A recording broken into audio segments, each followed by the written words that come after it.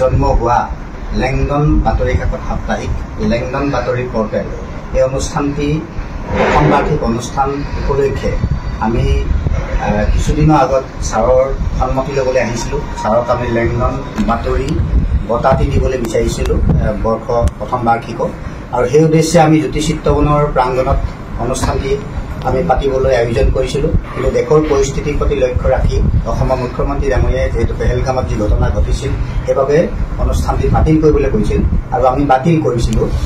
আপোনালোক অৱগত যে এটি অনুষ্ঠান পাতিবলৈ যিমান কষ্ট প্ৰয়োজন হয় বা যিমান কষ্ট হয়, আকৌ নতুনকৈ সেই অনুষ্ঠানটি যদি আকৌ আমি পুনৰাই পাতিবলগীয়া হয় বহু কষ্ট প্ৰয়োজন হয়, তাত সময় অতিবাহিত কৰিবলগীয়া হয়, নতুনকৈ আকৌ প্ৰেক্ষা যিহেতু ল'বলগীয়া হয়, সেইবাবে আমি সেইটো সম্ভৱ নহ'ল।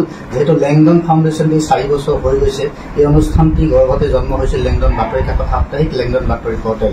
এই অনুষ্ঠানটিৰ প্ৰথম বাৰ্ষিক অনুষ্ঠানৰ উপলক্ষে আমি অসমৰ বিশিষ্ট চিন্তাশীল ব্যক্তি, আমাৰ লেখক, বিশিষ্ট সাংবাদিক, তেখেতৰ চিন্তাই যি সমাজক উদ্বুদ্ধ কৰিছে, আৰু সেই উদ্দেশ্যে আমি তেখেতৰ চিন্তা চেতনাক আমি সমাজখনে জাগ্ৰত হৈছিল, তেখেতৰ চিন্তাই যি কলমত নিগৰি গৈছিল, কলমত লেখা, সেইবাবে আমি তেখেতৰ ওচৰলৈ আহিছোঁ।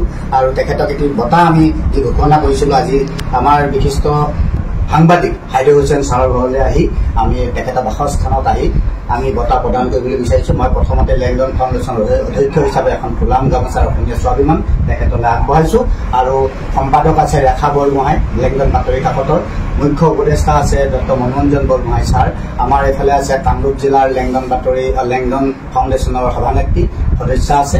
আমি এইসকল আহিছোঁ, আহি আমি ছাৰক এতিয়া সন্মান জনাব বিচাৰিছোঁ।